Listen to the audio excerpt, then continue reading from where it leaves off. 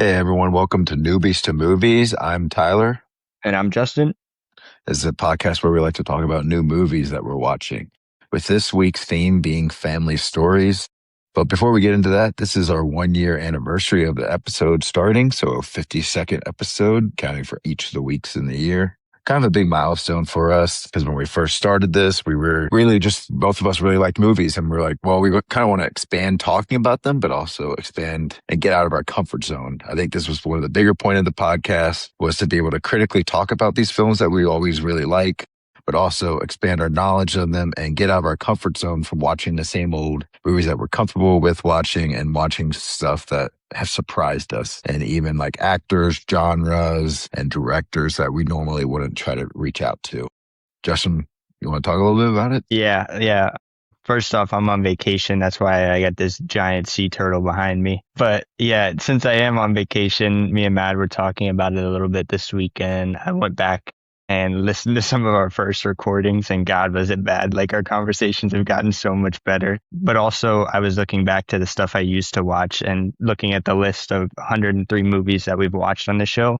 It kind of amazes me how much we've expanded out of our comfort zone and how much I've learned in the meantime as well. And I got to say, it's ironic you pick family stories because I wouldn't want to do this with anybody else but my brother like you. So I appreciate you always pushing me forward and expanding my comfort zone. It's been amazing doing this. Yeah, I've had a really great time because I've always wanted an avenue to like be able to talk about like one of my biggest passions, which is film in the first place, watching it, and then now being able to talk about it critically. And hopefully we come back in another year and it's our 2 year anniversary and we can talk about it and how much we've grown from this point. Because yeah, like you said, the first couple episodes, we were kind of just throwing stuff at a wall and hoping it stuck. And then now I think we can critically talk about different parts to these themes a lot better. Yeah, that and everything's so natural now. I felt like at the beginning we were doing homework, trying to get these things out. But now it's just like we can kind of hop on here with limited notes. I know you've never really used notes, but I come on here with limited notes now. It's like a fun process rather than, a grind. Yeah. Cool. So I'm going to share some stats too I put together just because I was chilling on the beach yesterday and decided to go through some stuff. So overall, the podcast, we filmed 52 hours, 29 minutes, and 9 seconds of podcast hours, I guess. Pretty crazy to think about. We've sat down in last year for 52 hours and just talked about movies. Yeah. We've had 829 downloads, which hope that goes up, and then 61 countries and 172 cities, which is pretty nuts. I attribute a lot of that to probably your friends spread across the world. Yeah. But still really neat. We've also watched 217 hours and 29 minutes of movies for the podcast, which is, again, pretty nuts. Kind of tells you how much we've been expanding. And then any guesses on our top directors? I know a couple episodes we did directors specifically, but any idea who our number one would be? I think it's Denis Villeneuve. Yeah, Denis was 1. Nolan was 2, Tarantino 3. Tarantino's definitely up there because, we did the part 1 and part 2 with Nathan. Yeah. David Fincher, Martin Scorsese, Spielberg, and Paul Thomas Anderson were up there as well. Yeah. Any guess on the actor or actress? This one is, I think, a little bit harder. It shocked me. Actor? Man, I'm trying to think. Dude, I have no idea. Actress? Maybe Amy Adams? Yeah, that's not a bad guess. It was Meryl Streep with 5 movies. Wow. And then I guess Devil Wears Prada too, yeah. And then we did her the 1 week, so that's 2. And then we also had her in Little Women. I'm counting this week as well. Yeah. And then, Matthew McConaughey with 4, Robert De Niro with 4, Ryan Gosling with 4. Another sneaky one, Willem Dafoe with 4. I think he just kind of was showing up in movies that we were watching. It wasn't like he was the lead. Yeah. Our top genre was drama with 37. I mean, you can kind of label drama in a lot of films, but thriller and crime with 28, comedy with 16, sci-fi fantasy with 13, horror with 10. I don't know how you got me to do that. Yeah. And then romance with 8, but just some fun stats I thought were kind of cool. Just looking back. Yeah. I feel like in the future, probably maybe going a little bit more romance, maybe, because I feel like there's a lot of romantic films out there that are like more dramatized that we haven't reached out to. Maybe a little bit more action as well, because I feel like that's like a genre that we haven't really touched as much. That's a Yeah, tough one though too, because a lot of these action movies are just blockbusters that we can't really dive that deep into. I mean, there is good yeah, action movies, don't get me wrong, but sometimes it's kind of like just surface level stuff. yeah, exactly. Quick pause, real quick. You're good. Is yours having a time running? Yeah, Okay, mine isn't, so I was just making sure. yeah, it's good. Okay. Okay, we'll just resume then. Yeah, so another thing that I just wanted to bring up was like, I think in this next year, now that we're more experienced at talking more critically about it, and my plan is when I get more time, is to try to reach out and do a little bit more collaborations with possibly Hmm. other podcasts. And then as well as Justin did a really cool podcast with a director. And I think that would be really cool to try to reach out to actors, actresses, directors, or really anybody in the film industry in the first place. Like, doesn't even need to be like director or actor. It could be like a producer, camera worker, anything. I think just getting different perspectives would be such a cool thing. Really cool. And I wouldn't trade that experience for the world. That was so neat to be able to sit down with somebody, a small filmmaker, and kind of just understand a little bit more about the process. Funny enough, it was like a real pain scheduling it.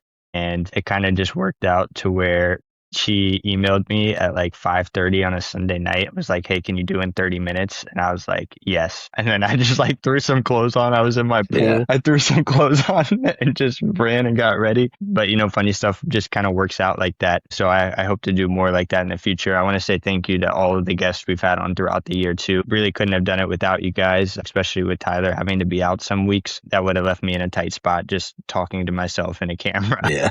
Yeah. That's not really podcasting at that point. That's just talking to a recording.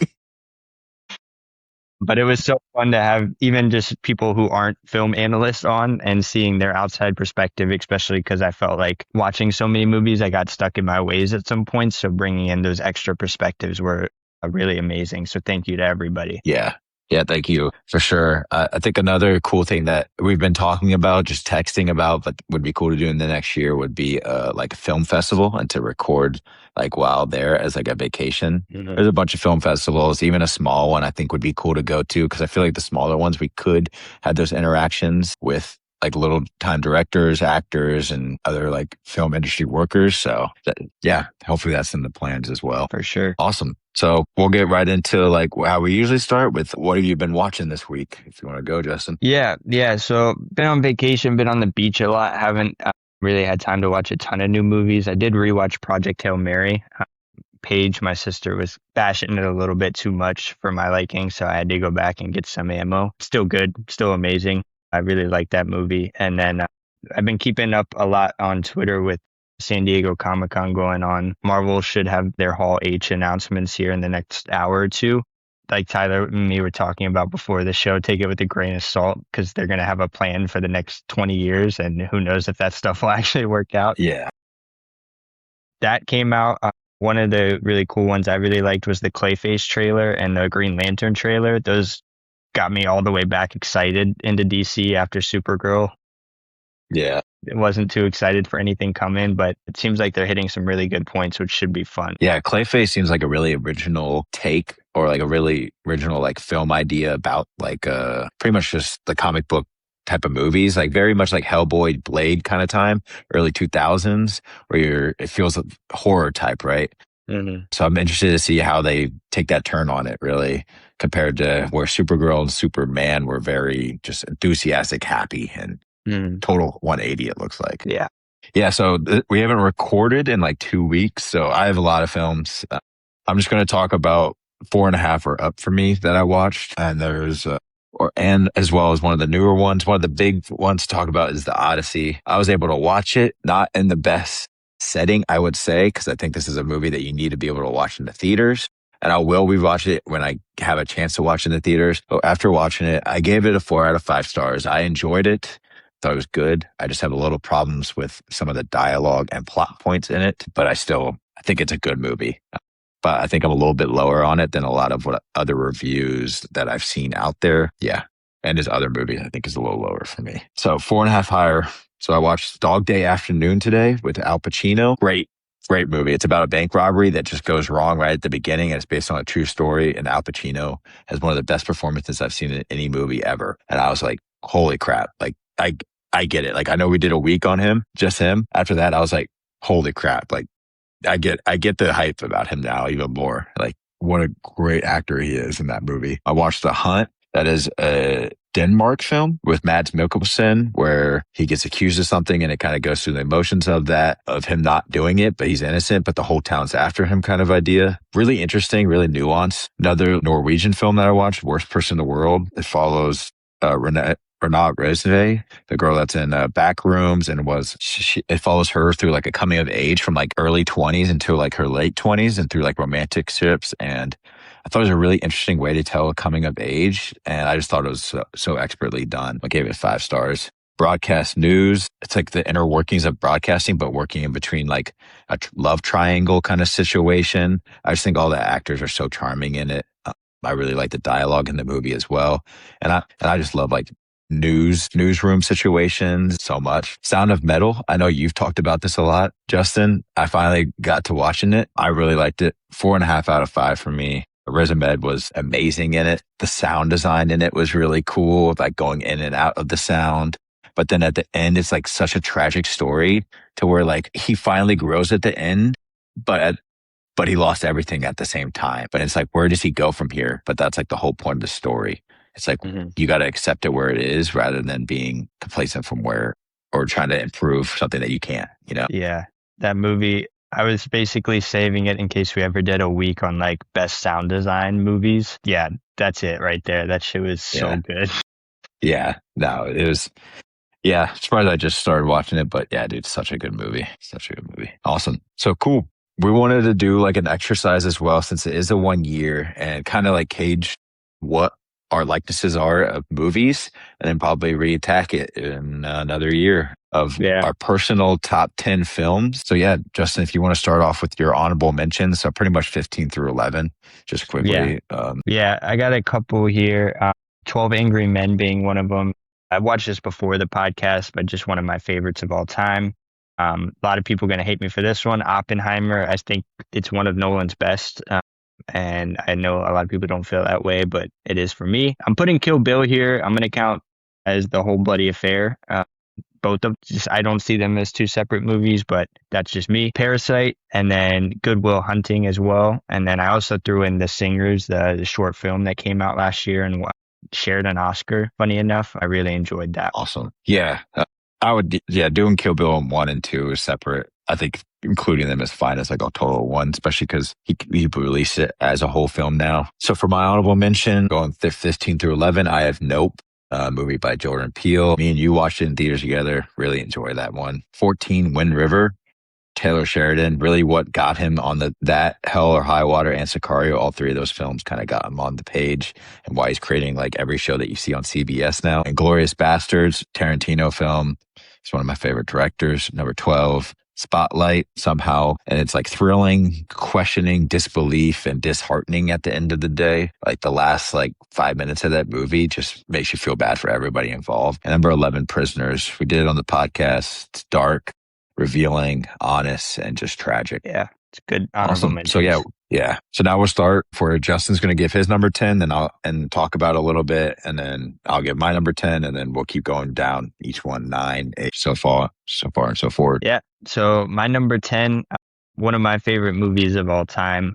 It moved down my list a little. I don't think it did anything wrong. I think other movies just moved it up. But 1917, just amazing cinematography. I remember watching this for the first time. This really is one of the movies that got me into wanting to do this with you, got me into cinema. Just seeing the tracking shots, seeing how a movie could be edited so perfectly. Such an amazing movie and a great story too. I mean, it's a really, really beautiful story and a tragic story, but yeah, just so well done. Yeah. I haven't revisited that movie in such a long time. I feel like it definitely deserves a revisit for me, because I remember when I first saw it, I was just like, wow, this is so cool, because it looks like it's all just one take of a film, and really unique in a way of like making it a blockbuster movie, because there's definitely been one-track films before, just not necessarily in a blockbuster format that it was made in. Number 10 for me, Justin doesn't really like this movie, but I'm a big Batman guy, so The Dark Knight is my number 10. It's my favorite Nolan film. I think favorite, I think his best is Oppenheimer, but like this is a personal list. I just think it's iconic, thrilling. I mean, it's Batman, my favorite comic book character. I remember watching this when I was young and just enthralled about like the opening scene just engages you so much. Heath Ledger as the Joker is so iconic. And yeah, I just love The Dark Knight. Yeah, don't get me wrong. I like that it's a Nolan film. I like the film from Nolan's perspective. I'm just not a big fan of that Batman iteration. That's basically it. And it's not anything Christian Bale did or anything like that. Just I like a more crime detective Batman, which that's just preference. Yeah. My number 9, I have Whiplash. I love Whiplash so much. It holds a special place in my heart just from a place of music. Actually, I'm not going to talk about Whiplash. Everybody's seen it. This week, me and Madison, we actually went to a really nice jazz club at the island we're staying on, and they came out to Caravan, and I almost teared up. It was so cool. Yeah, dude, I really like Whiplash too. It's a little bit lower on like my overall, but I have a feeling this isn't the first Damien Chazelle movie that we're going to see on your list. If people have been listening to the podcast, everyone knows what's coming. Yeah,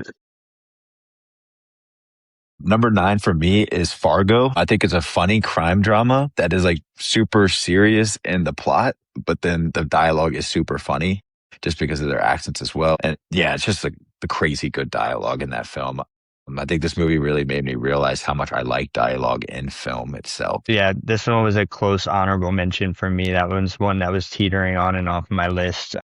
Yeah, I enjoyed watching that one on the podcast. I'm very happy you showed me that one. Yeah. Number 8, I have The Shining. Again, a lot of these movies are stuff that really made me realize what cinema could be. This is definitely one of. I was so amazed. I thought I was going into this going to watch like a cheesy slasher movie, and just the story that came out of it and kind of the openness to the ending was just so amazing. And I was kind of infatuated by this movie, and I still am. Yeah. That's another movie I have to rewatch because I rewatched when I first watched it. And I feel like watching it now, I'd have a different take on it just with our experience of being able to talk about it and understanding film a little bit better. But I just remember liking it a lot as well. Yeah, really cool film. Number 8 for me is Before Sunrise, Linklater film that we also did on the podcast. It's true romance, instant chemistry in a film, and just banter. Another crazy good dialogue film where it's nominated for a screenplay. Like such an original idea in a romance film, which sounds crazy to talk about when it's like, oh, it's just two people falling in love. But it's no, two people like literally talking all day, walking through this new city that neither of them know. Like it's crazy. So you texted me this week and said that there was potentially one movie we'd both have in our top 10. Was that it? Yeah. Okay, because Before Sunrise is my number 7. Yeah. Yeah, I really like this movie too. I would honestly say this is probably one of my favorite dialogue movies. I know you said that about Fargo, but just that the whole movie is literally just them walking through a city and just talking. It relies so heavily on dialogue, and it was executed perfectly. I wouldn't change a single thing about the dialogue in this film, and it felt so real, and it felt so, how do you say, like you could relate to it. Yeah. That was an important thing for me in this movie. Yeah, it's like everyday conversations that you would have that isn't, because sometimes in film you can get some people saying stuff to each other. You're like, would anybody actually say that to each other? This film is like, nah, like there's like those awkward pauses, looking away, like silence as well. Cool. Yeah. Number 7 for me is Emily, a new film that I've watched within the past 2 weeks. It's a French film, follows this girl that goes through like doing good deeds for everybody. And can she figure out how to do one for herself? It's fantastical. And the way I like to describe it, it feels like a hug of a movie.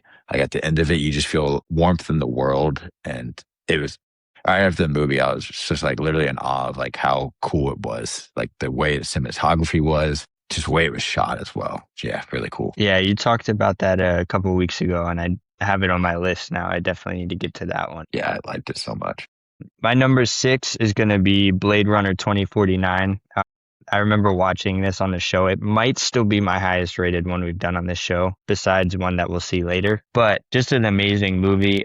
Not necessarily a fan of the Blade Runner franchise or anything with that story, but just so well shot. I think it has some of the best cinematography I've ever seen on this show. Obviously, when you're looking at Denny, he's just going to do that. Yeah. Yeah, just so well done. Great story, and it's a contained story. Obviously, it's set in a bigger franchise, but you could kind of watch this on your own. I've never seen the original Blade Runner. So I watched this on my own and completely was just moved by the story. Yeah, really iconic cinematography with that film. Going from one Denny film into another, my number six is Sicario. It's tension, it's real. I'm a sucker for like government workings of like trying to kill bad people. Just love that plot line of it. Yeah, Denny, this isn't the only movie from Denny that I have on this list. He's probably my favorite director working right now. I'm looking more forward to after the Dune films, even though the Dune films are made really well, it's just not my cup of tea. Pre-Dune, Denny is top tier. Just the stuff that he was producing was crazy. Yeah, I need to watch the Dune movies, and I told you that we need to do that before Dune Part 3 comes out because I Yeah, haven't seen any of them yet. just the genre to be straight up Dune. Yeah. My number five, I have a newer movie, Hamnet. I think we were both super high on this one going into the Yeah. Oscars last year, and rightfully so. This movie was so shocking to me because it's not at all something I would be like, I need to go to the theaters and see this. Not interested in Shakespeare, not interested in period pieces, but I was just completely and utterly moved. The acting was insane in this movie, even the child acting. What a great story, great cinematography. I was going to get into this a little bit with Little Women, but that period is always made like super dark and the clothes are always super worn down and ugly, but this movie just did it in such a beautiful way and brought like really nice color to the cinematography as well. Yeah. Hamnet last year, I loved it so much. I don't know if it's a movie I'll ever revisit because I remember just bawling my eyes out on a Thursday. And I don't know if I really want to reattack that feeling, but there's two movies from last year that I think would go up in my rankings on rewatches and over time, and that's gonna be Sinners and Hamnet for me, just because I remember loving both those films so much last year. All right, so number five for me is Heat. It's intense, two great performances from De Niro and Pacino going head to head, thrilling, loud. If you want to think about a loud movie and talk about The Dark Knight, Dark Knight gets so many inspiration from Heat itself, especially like the heist part of the films. Yeah, every time I watch Heat, I just turn the volume at 100 and I don't care about anyone around me because it's just like, you need to watch it. The shootout scene is insane every single time. Yep. Number four, I have Almost Famous. This movie means a lot to me. I kind of grew up with my parents showing me about rock and roll, learning about rock and roll. I play guitar now, and this movie just kind of encapsulated all that. So that's why it really hits home with me. Along with that, it's a really great storyline and actually really delved out characters, which, could have been kind of tossed aside. But this is like my comfort movie. I'll just turn this on all the time just to relax and just watch. It's one of my favorites, and I think it always will be. Another one we did on the podcast. Yep. So number four for me is actually one of the movies we're doing this week, Little Woman. It's exciting, coming of age, innocence in a film with some of it, but just like another movie at the end that you kind of feel like you got a hug in a way where it's just like so colorful and so like inspiring. And like the way the storytelling is so unique and to like an adapted screenplay to where like this is like kind of an old book. There's a lot of other films on it, but they just did it in such a unique way. Greta Gerwig in her second film doing that. It's just, we're going to talk about a lot of this film later, but I really like this and that's why I recommended it this week. So yeah, pretty amazing movie that we're going to get into. But number three for me, I have Fantastic Mr. Fox. I love this movie. I made that well known when we did it here on the show. Just such a good comfort movie. Again, really great story. It's an easy watch too. We talked about it. You can really dive into it, or you can just kind of watch it from like a kid's perspective, but also has a lot of really deep themes into it as well. I love the movie. I think the voice acting is amazing, and the kind of claymation style of animation is pretty amazing too to watch. yeah, I really liked Fantastic Fox. I was a little surprised by it just because that kind of claymation, usually not a big fan of that. I haven't really like seeked that out, but really well done for that film. My number three is Arrival. Another Denny movie, emotional, the wonder of the unknown, super deep. That the Arrival and Hamnet have the same song to end the film that makes you just want to weep your eyes out at the thought of it. But it's like language is the communication of love, and I just love the idea of that as well. One of my favorite performances as well by Amy Adams. Yeah, that was a great one. I'm happy I watched that one on the podcast as well. Number two, I don't think we've really talked about this movie a lot or Kubrick in general, but one of my favorites is 2001: A Space Odyssey. Story behind this for me is took a cinematography class at my community college, and I had to do a 10-page paper on just the scene where Hal is talking and kind of turning, his innocence into being evil. That was really awesome for me to dive into that. And I love this movie forever for that, because it really got me into realizing how much you could take from such a short clip and write a 10-page paper about it. It was pretty awesome. And I ended up going to see this when it re-released in theaters a couple years back. And they had like an intermission like they would back in the day and everything. It was pretty neat to see. Oh, yeah, that is cool.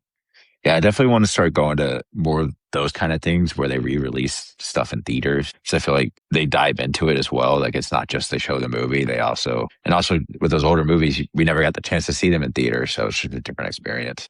Yeah. Number two for me, we never really talk about it, but we did do this director before on The Social Network. Is my number two. It's intense, tragic in a sense of a movie as well, where you can see he loses all his friends but gain that success. I think this is the best edited movie of all time. I just think somehow they made this story that seems so bland on paper about him creating a company into this like thrilling thing that like keeps you engaged.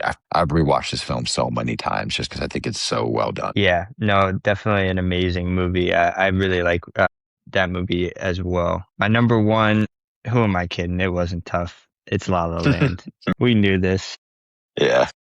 Yeah, two Damien Chazelle movies on my top 10, which is pretty interesting. I really like him as a director. Huge music fan, so I like how much he incorporates music in both this and Whiplash. Never thought I'd be a musical person, and this ended up being one of my favorite movies ever.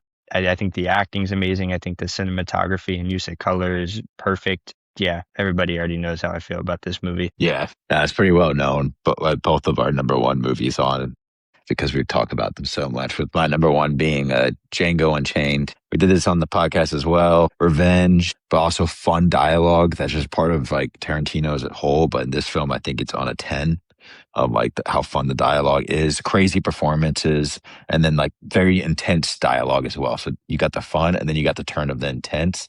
Like the moment DiCaprio turns it on, that's like the change of the film. And that's not even the end of it. Yeah, I love that film so much. Cool, man. Cool. Any surprises from my list that you're like, I'm shocked that's on there? I think Almost Famous. I knew you liked it, but I didn't think you liked it that much. I think that was like the one surprise. Yeah. I was debating putting Little Women on my list. I just felt like I just watched it, so I have to let it like cool down in my head a little bit. But definitely there for me too, which we'll dive into here in a minute. Yeah, I think I was a little surprised that I put Emily up that high already after only watching it one time. I was shocked to hear that too. But I have a feeling that and Before Sunrise may go up over time just because I've only watched both of them once and I just like them so much. Yeah, I recommend anybody out there to check out Emily if you like those kind of like feel good movies that makes you like believe in humanity again, Yeah. Awesome. So yeah, this week is family stories is the genre of the week that we wanted to do. It's really a way for me to like go after these two films that I personally really love. Because I knew Justin would like both of these films as well. And I've always wanted him to reach out to do it. But also I like this genre in general. I think any movie about family can be done in such like a nuanced and like cool way. Where you dive into each character's like deeper thoughts. And we've done multiple films during this past year of like different family stories. But I really wanted to deep dive into these two specifically, with them being Little Woman and Minari. Justin, do you want to start with Minari? Yeah. So Minari, I hadn't heard of it actually up until this week, but I did do a little reading before watching, and how much it was well praised for this story that it put together. So the plot is kind of semi-autobiographical. The director kind of attributes this story to kind of his upbringing, living on a farm being a Korean immigrant family. So it follows a South Korean immigrant family who relocates from California to a kind of a rural Arkansas farm. The father, Jacob, is chasing after the American dream by attempting to grow, his Korean produce for Dallas vendors, just because, they wouldn't have it in that area with so many Korean immigrants coming in. And meanwhile, his wife, Monica, kind of struggles to adapt, creating a very severe strain on their marriage. And also obviously following David and Anne, who were the kids, and kind of them trying to understand their family's relationships and everything that's going on. So for the overall plot, I gave it a 9. Yeah, I thought it was such an interesting way to tell a story with following the Yi family. He strips like the idea of American dream. I mean, he has like the farmer hat on. He has like the cigarettes in his pocket shirt. He's working hard, and he's like, we don't pay people to do something that we can do if we're just smart enough. He ends up by the end of the movie being like, wait a second, maybe people know what they're doing actually. Trust the locals. I think another interesting like side plot to it was Patton's character trying to like relieve or revive like his relationship with God through helping the Yi family. Because he was a veteran of the Korean War, which is slightly mentioned at the beginning. And if you don't listen to that part, you're kind of confused. Why does he care so much? And it's because he's trying to like relieve of all the horrors that happened in the Korean War for him. Mm-hmm. Yeah, a lot of different subplots going on here, and it kind of brings the question, what makes family? Because he was, by the end of the movie, he was clearly like another family member, an extension of a family member to them. But then I really enjoyed the dynamic between David and his grandma as well. Just kind of the separation of generation was really cool to see. That's another big point where they bring in the grandma to help with the kids as they're pursuing this stuff, and the guys are working overtime. And then at first she's like not the best grandma. They're like, she isn't like a normal grandma, and then she kind of develops into it, but then she gets sick, but then without and then at the end, like she like messes up big time, kind of ruins all the produce, but then they're like, you're still our family. Like just because you mess up doesn't mean we're going to give up on you when you're at your lowest, kind of thing. And just kind of reminds you like what family really means. Mm-hmm. Yeah. And diving into that with the characters, obviously I gave it an 8. I think pretty much every character was really fleshed out and drawn out. I know Anne was kind of more of a side character, the older little girl. So she didn't have a huge plot line, but every other character was really fleshed out, and every relationship was really fleshed out, right? You had Jacob and the grandma. You could tell they had a little bit of not beef, but I'd say they didn't get along too well. David and the grandma were kind of butting heads over, what it means to be a grandma, what it means to be a good grandson, be a strong boy. Monica and her mom, that relationship was really fleshed out in the beginning too. Really good just character development overall, and kind of seeing these characters grow into the struggles of the American dream. Yeah, another side plot into it is like David's like heart problem throughout the film. And right when the mother is trying to leave, like she's like, "All right, we're gonna move back, and you get to stay out here." To Stephen Yeun's character, it turns out that like the heart's healing, and they're like, "You got to keep doing what you're doing," and that pretty much what decides for them to stay, and it kind of leads right into like the burning produce and them save it. But like you don't understand the depth of that if the characters aren't fleshed out in the first place for you to really care about the emotional context of what the fire actually means for the family. Yeah. Cinematography, I gave it a 9. It uses very intimate and kind of naturalistic framing. A lot of harsh lighting, which I really liked. It just made it feel really raw and showed the beauty of living on this farm. And I think it did an amazing job at just framing every scene really well. The conversations were done really well. I never felt like it was the camera was in a bad place. Even, watching subtitles for a good portion of the movie, it never was like I didn't understand what was going on because a character was talking off screen or anything like that. Yeah, I really loved it because it made Arkansas look just so beautiful. Yeah, as a state, idealistic, and then like that, but the inside of the trailer and inside of other buildings were like more dark and gloomy, and then making the nature look so fantastical. And then even the Minari one being mystical, like where they were growing it on the river stream, looking. Just saw the cinematography. It was so cool. Really beautiful. Dialogue, I gave it an 8. I think it was really well done. My favorite line was from Grandma Sunja. She said, "Getting hurt is a part of growing up," which I thought was a really good turning point in the film, obviously for David's character. You could feel in the beginning everyone kind of looked down on him like he was weak, but she really saw him as like a strong kid and everything that he did. But also not long after this, we realized his heart's healing. And that kind of turn in the family's head of their view about David was really cool to see. Yeah. Real family dialogue throughout. Obviously, you have the Korean family part of it to where like just the Asian culture, they usually hit their kids a little bit more, or like I would say, but even that's turned into kind of a joke because the grandma's like, it isn't, we aren't in Asia anymore kind of thing idea to it, where she's like, smart kid. I like the banter between them, but then even like the arguments between the the father and mother doesn't seem to be like out of spite or abusive.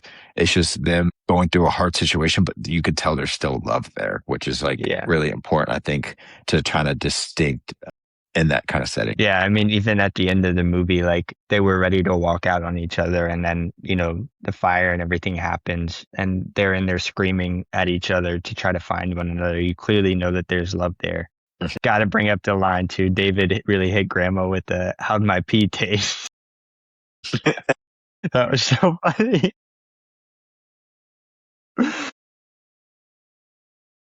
It was actually, we'll get into it with acting, but actually, I'm just going to do acting. The child acting in this was actually really amazing. David was so good, but Stephen Wen and Yoon Jung were both nominated for Best Actor and Best Actress, respectively, as well, which is really cool. But yeah, amazing child acting in this as well. Everything was really great. Yeah, the child acting spectacular, but like the grandma, Yoon Jung Jung, she was great. She was absolutely outstanding. I think she won the best supporting actress that year for her performance. Yeah, Yeah, I think well, overall, yeah, the kind of forced perspective of like you being in the child's brain for that scene, because she was fine. She was talking to David the night before, and then he woke up, thought he peed the bed, but she peed the bed, and yeah, she was barely moving. And then all of a sudden it cuts to a couple scenes later where like obviously she's been like had a stroke. You could tell she had a stroke. But yeah, as a kid, as a young kid, you would never see the in between, right? Her getting transported to the hospital, yep, seeing what's going on. So that forced perspective was really amazing for us as the audience to kind of be like, wow, what is going on with grandma? We care about her so much because they've developed her. And then now this terrible thing happens and we don't really know what's going on,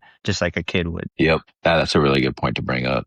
Yeah, Yeah, and then well, yeah, I kind of got off topic, but just her acting switch too. You could tell there was clearly something wrong with her after that, and that was just yeah, amazing to watch. To be able to pull that off as an actor was nuts. yeah, yeah.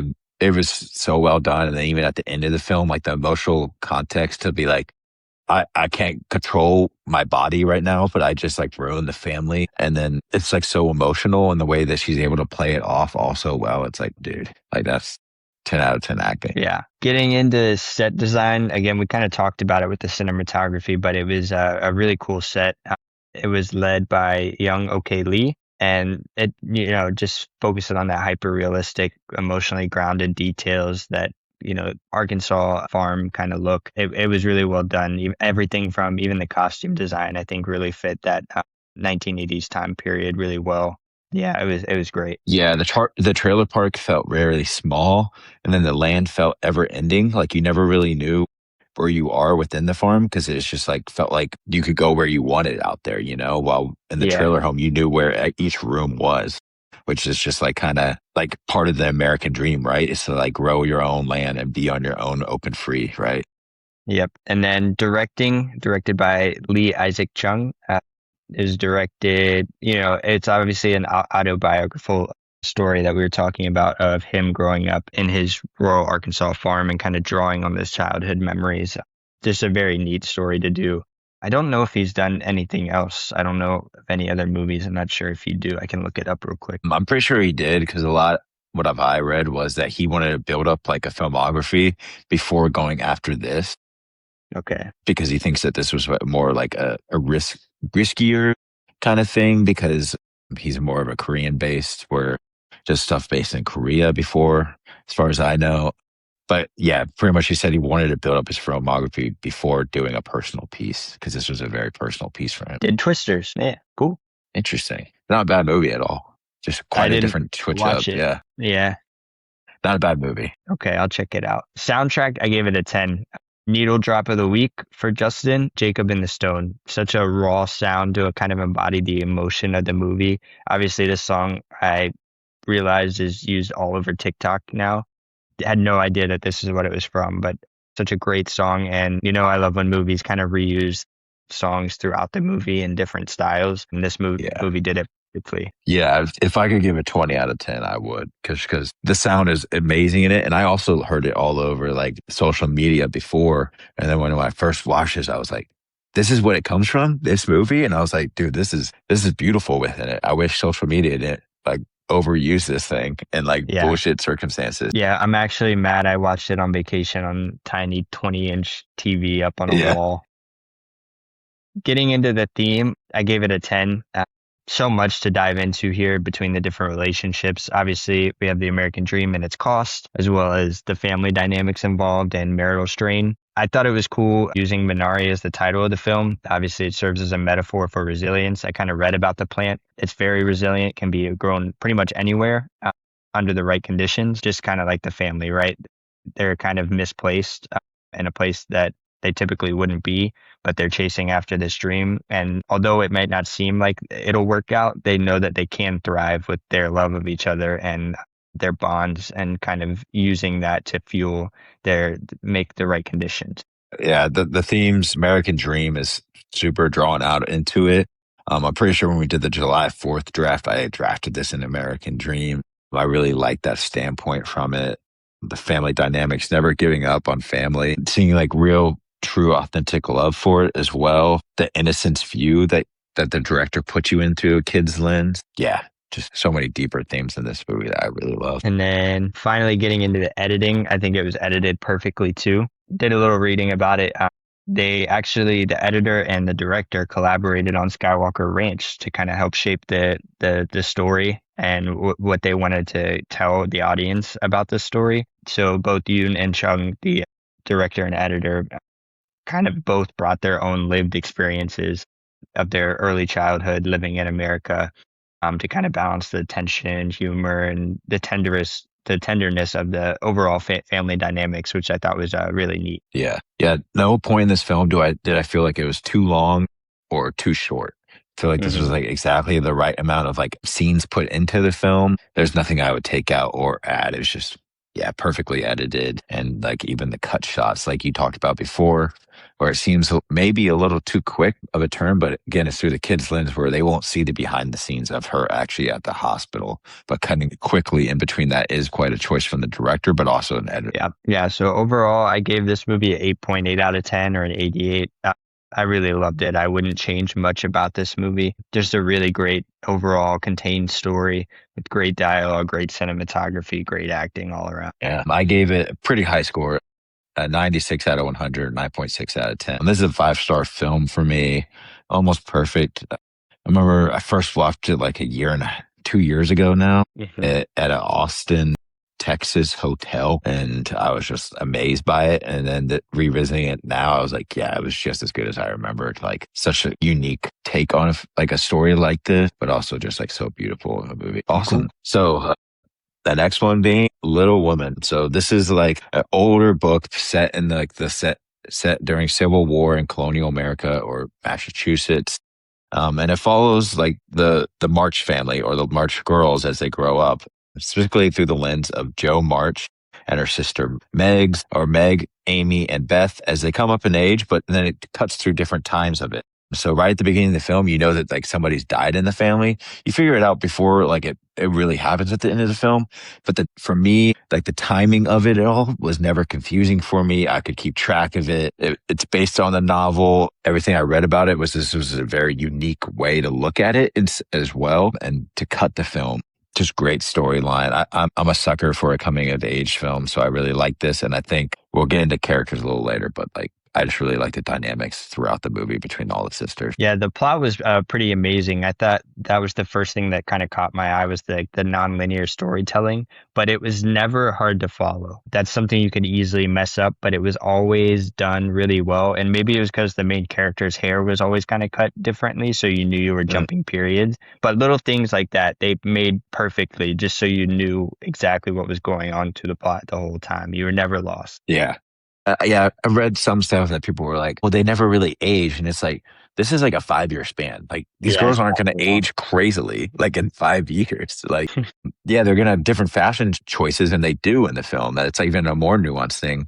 Like you can see Amy Florence Pugh, like she gets more like fancy with like her dresses as the time passes, where she kind of goes from this tomboy into this more like ladylike woman, while Jo kind of like becomes more independent in the way she dresses. And then Meg at first is like more of like the ladylike look to her, but as she grows and falls in love with a poorer man, she doesn't dress as fantastical to it. That's actually like a whole storyline to it. There's Hmm. just so much depth to each character. Going right into characters, I gave it, or plot, I gave it 10. Characters, I also gave it 10. Joe is an independent, that she's an aspiring writer. Amy is the youngest, but likes to, like she's really artistic, but also kind of jealous of Joe, not just because of Lori, which is connected to played by Timothy Chalamet, who is in love with Joe, but Amy loves Lori. And then Beth plays the piano really well. And then Meg is the smartest of the family, is kind of told, but falls in love with a poorer guy. And that's like her main storyline of like falling in love with somebody. But yeah. Yeah. Yeah, I think the characters were all super fleshed out and well done. I mean, I don't know how they accomplished fleshing out all the characters in such a short amount of time. Even the mom, the dad was fleshed out. The Lori's dad was fleshed out. It was like it was pretty amazing to see. Like I cared about every single one of the characters involved and their immediate family, yes, but then Lori's family as well. Kind of that connective neighborhood family Yeah. was just really cool to see. Yeah. And that's why, like, the decision at the end of the movie, like, again, based off like a real life novel of like having like a school with all of them involved, even feels more important because you're like, oh, wow, they all get to do what they like to do, all at this institute because of Joe, which I think is so cool. I like the way to end a film. Cinematography, I gave out a 10. It's like a homey feeling to the movie, the way it was shot, like so like cozy, a third person point of view, like a fantastical way to film. And like we talked before, or the way you mentioned it, where sometimes in colonial America, they make it look really dark. I think about Lincoln, a super gritty film looking, while this one is bright and colorful. And this is during the Civil War. So I just really think it's cool. Yeah, I mean, even we just watched that Mel Gibson one. That Yeah. was more revolutionary, but super dark. Like every movie needs to take notes from this movie on how to color grade because it was so beautifully shot. Even in its darkest moments, there was, dull scenes that showed the darkness and the scene, and then it would go back to a really colorful shot about love or it's one of their, interconnected kind of stories would be kind of emphasized by the scene around it, and I think that was so well done. Yeah. The whole Christmas scene is like such a memorable scene for me. I like that scene so much. And that's why I think of this movie as a Christmas movie, even though there's only like one scene that is, just because I like that scene so much, the way it's shot and it's put together. The dialogue, I gave it a 9 out of 10. It's old English, but it delivers great. Sometimes with old English, you get confused of what they're trying to say with it, but it's really well done. The scenes between the sisters are just like so good with like the banter back and forth at each other. They made them live with each other for like a couple weeks before filming so they could get that like sisterly, like living with each other feel to it and like actually get to know each other more. And you can really feel it within the. You could definitely feel it. It felt so real. Even like you talked about the old English dialogue, it never felt forced. It just felt like it was part of their daily conversation. But yeah, you could tell they definitely had a bond with each other. Every time they'd see each other, their faces would light up, and you can't really just act that. You have to actually feel it, which was really neat to see. Yeah. And the thing is, talking to the acting, which I give a 10 out of 10, like their delivery of all of those lines are just like so good. And I mean, you look at the actresses, it's a stat cast. I mean, Hmm. you have like Meryl Streep and Laura Dern as like the mother and grandmother, or the aunt, I mean, but then you have Florence Pugh, Saoirse Ronan, and Emma Watson. It's just, they're all going to be great together. And Emma Watson was replaced Emma Stone. So originally Emma Stone was supposed to be in this, but she couldn't film it.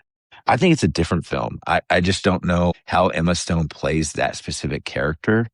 I just feel like Yeah. it would be a little bit different. I think Emma Watson gives off like a more nuanced feel of being like that kind of character, if that makes sense. Yeah, she gave off more like older sister vibes, where I feel Yeah. like Emma Stone would give more like Florence Pugh's character's vibe. Yeah. Yeah. I could see Emma Stone doing Florence Pugh or Joe, like the head character, Mm. either one of them, more Yeah. than I could see with Meg. So, yeah. And I already talked about them living together. It's just the acting's so good. Exactly. The score, I gave a 10 out of 10. For this movie, it's just like such a calming score that fits it so well, and it doesn't overwhelm the film.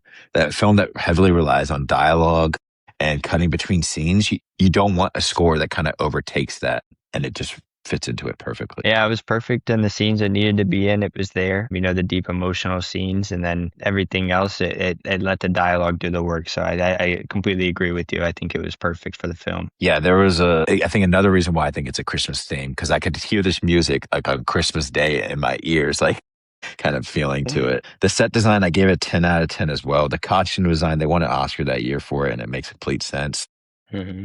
It's really closey and cozy feeling to it, but the March House was built from scratch in Concord. So Greta got it built for a couple months before that, and I think that's a really cool thing too. Yeah, one of the things I really took away from it was the not necessarily the accuracy, but the difference between the poor people's house that they would take food to help, their house being kind of like the lower middle class house, as well as Lori's family's house being a very upper class and drawn out house. Just little idiosyncrasies like paintings and wall decoration, furniture. You could really tell the difference between the three, and I think it was done perfectly to give us the feeling of where we were at that in that scene. Yeah. And to show they were kind of the middle class type of family Mhm. that just lived next to both different types. So they were quite literally in the middle of everything. Directing, I gave it a 10 out of 10. This is my favorite Gerwig film by far. The fact that you make this with your second film is insane to me. I think it's so well done. I've seen Lady Bird. Lady Bird's really good. And so I think Barbie's also really good. But this movie is just on a different type of level for me. I just really appreciate everything that she did with this film and her take on the novel itself. Yeah, I haven't seen Lady Bird, but I had seen Barbie before watching this, and I now completely get why somebody was like, yeah, just give her anything relating to womanhood and sisterhood. Like, she's gonna cook. Yeah. Hmm. Yeah, pretty much. That's why the Narnia film that she's working on, people were like, oh, it's with Netflix, all this. As long as she's at the head of it, I'm not that concerned. Narnia has a lot of Yeah. feeling. Looks very similar to how this movie looks. And I'm like, dude, I think Narnia, she could hit it out of the park. Yeah. Really could. Editing, I gave it 9 out of 10. The time lapsing and jumping around was done so well. And that's really on the editor itself. And as well as working with the director of where do you want to cut it to and where does it make sense to, because you can confuse the audience really easily when you do it like that. Yeah, I was never once lost. And I didn't think of it never came up to me until I was sitting here doing my notes today. I was like, damn, you could have easily gotten so lost in between the scenes cutting, but I always knew exactly where we were somehow. And it maybe was, I'd have to rewatch it, but maybe it was some of the first lines of dialogue in each scene kind of established it. Or Yeah. I don't know what. Thinking back, I can't even think to a time where I was like, we're switching periods now. It just automatically clicked in my head. They did that good of a job. Yeah, I don't like comparing directors all that much because they have different takes on it, but I'm comparing it to Memento, where a lot of time jumping in that film, where you get really confused in that film without narration as well. And you see some other time jump films that I know of where they use narration as that bridge piece, and somehow this builds it into the dialogue to be able to be that bridge, which I think is really, really well done by the screenplay. Yeah. Themes, I gave it 10 out of 10. Again, I really like coming of age films. It's finding your passion and as well as family within it all. And in the day, love. Because one big change in this compared to the novel, apparently, is that Joe does end up with somebody. And that's kind of a plot point at the end of the film. It's no, she needs to end up with somebody. The editor says that to him. And that's Greta Gerwig's take on it is that yes, she does end up with somebody. Yeah. Yeah. I think just the ideas behind, female autonomy and kind of growing up as kids with your siblings and transitioning into adulthood was just so well done. But also the themes of kind of all of them being artists and trying to grow in that passion was just well done. And I think the acting had such a huge part in that. Yeah, especially in a world where women weren't definitely artistically liberated to be able to express themselves all that much, but then they grew up in a family in an area that let them be that was also kind of powerful. Yeah, super well done. At the end of the day, I gave it a 98 out of 100 or 9.8 out of 10. We went over it earlier. It's my fourth favorite film of all time for a reason. I really like this film. Yeah, I'm not far behind you. I gave it a 9.3 out of 10 or a 93. Just an amazing movie that I never would have in a million years thought I'd be interested in, but just so well done in every aspect. Yeah, not many complaints here. Yeah, I've watched it for the first time 2.5 years ago, and I think I've rewatched it now 6 times since then, just to say how much I like it. I think it's super rewatchable too. Yeah, awesome. Cool. So yeah, that summarizes up our family stories thoughts. Yeah, I really like this genre. I have a feeling this is the last time we're going to ever touch a family story of any type in any other upcoming episodes that we do. Yeah. Awesome. So the draft that we're going to do today is going to be of all the movies that or the selection will be out of all the movies that we have done on the podcast before. So 103 movies to select from. The categories are going to be Rotten Tomatoes, over 90%, the critics, the critical audience, and then the favorite performance. So you call out the performance from one of the actors that we did, a favorite director with their movie. So you call out the director, one of the directors that we've done with the movie, favorite genre. So one of the genre pieces that we've done. And then Oscar nominated, one of the stage holds that we usually always do. And then as well as movie that surprised you, that you didn't think that you would like as much as you did. And then, of course, wow. Yep. I just spun a wheel, and Tyler, you were going first. Okay, going first. This is a little tough. So I'm going to go with favorite genre. What was that? No. I was just going to say, I don't know how much we'll have intersecting. Like, we might be really close on a lot of these, or we might just be way off. I mean, we have 103 movies to choose from. So, yeah, there's a lot of choices. There's a lot of choices. And based off of like what our top 10 was, I have a feeling we won't have as many intersecting. Yeah. That's why I'm going after this one of these first. And I'm going after with favorite genre with the movie. And it's literally the one that we just did with Family Stories and Being a Little Woman as my selection for Family Story. Yeah, that's good. Yeah. I might go ahead and wait on my genre then. I think I'm going to go ahead and take my favorite director. And I'm taking him just because he had 2 in the top 10. I'm going to take Damien Chazelle, which might seem early, but I think it's just meant for me. I'm going to take La La Land too for obviously. Yeah. And I guess I got one more here. Let me see. I'm going to go ahead and take movie I was surprised by. And I got to give credit where credit's due because Madison actually picked this movie the week that we did it. And she still tells me like, I'm so goated for picking that movie for you guys to watch. I'm going to take The Holdovers when we did our Christmas movie. Yeah. That one really surprised me. I had never heard anything about it. And so coming from Madison, I was like, not sure what to expect here. But yeah, great movie. I really enjoyed that one. Oh, yeah, for sure. I think where I want to go with this, I'm going to do favorite performance. Yeah, I'm going to do favorite performance. And it's going to be Amy Adams in Arrival. We did Amy Adams on the podcast specifically. So I think it'd be a cool call out to do her performance in that movie. Yeah, such a unique performance. It's crazy that she wasn't nominated for an Oscar that year, but she was for The Master. Like, what are we doing out here? We watched The Master, and I just remember texting you and being like, she might have 15 minutes of screen time in this movie. Yeah, that's insane. And then, yeah, it's all right. I'm going to take this movie because I have a feeling that you want to take it. And I'm going to take Before Sunrise, but an Oscar nominated, yeah. Okay. It's nominated for original screenplay. I know it's in your top 10, so I was like, this is the one movie that I think we have overlapping, and I wanted to be on my team. I really like this movie. Yeah.